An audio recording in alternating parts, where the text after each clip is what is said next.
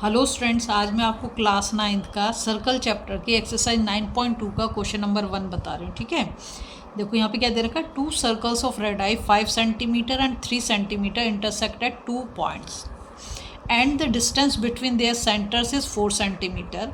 Find the length of the common chord. ठीक है, मैंने सर्कल थोड़ा सा बड़ा बनाया जिससे अच्छे से दिख जाए।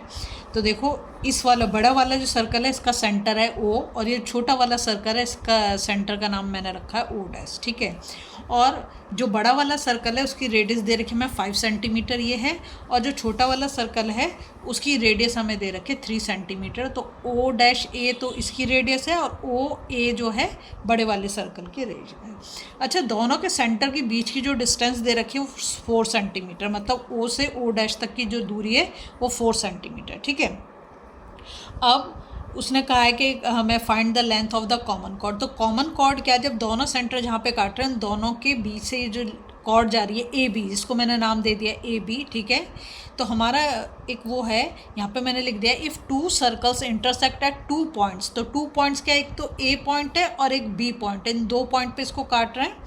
Then their centres lies on perpendicular bisector of common chord. Perpendicular bisector का मतलब क्या है, ये 90 डिग्री बनाएगा। ठीक है, दोनों साइड पे।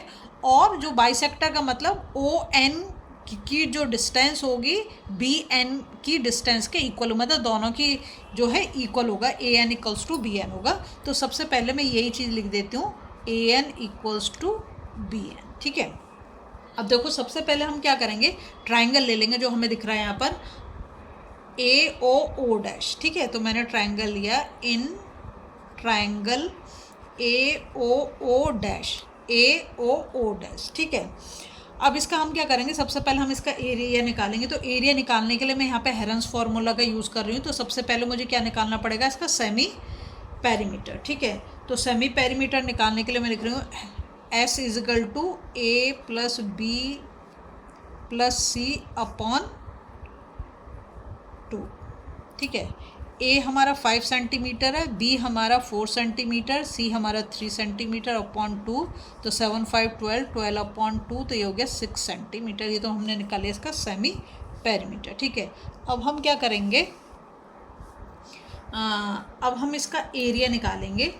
तो एरिया मैं निकालूंगी किससे, हेरन्स फार्मूला से। तो area of triangle A O O dash, ठीक है, इक्वल्स टू, फॉर्मूला होता है S S minus A S minus B S minus C. ठीक है, तो एस हमारा कितना है, एस हमने सेमी सर्कल वो सेमी पेरीमीटर निकाला 6 माइनस ए कितना है 5, एस हमारा 6, बी हमारा कितना है 4, और एस हमारा 6 और सी हमारा कितना है 3। ठीक है, तो ये हमारा आ जाएगा यहाँ पर 6, और 6 से 5 गया तो 1, और 6 से 4 माइनस किया तो 2, और 6 से 3 माइनस किया तो 3। ठीक है, तो 3 2 जा 6, 6 6 जा 36। तो यहाँ पर हमारा आ जाता है √36, और √36 की वैल्यू कितनी आ जाएगी 6 सेंटीमीटर। तो हमारा एरिया तो निकल गया, area of triangle A O O dash. ठीक है, अब हम क्या करेंगे इसमें,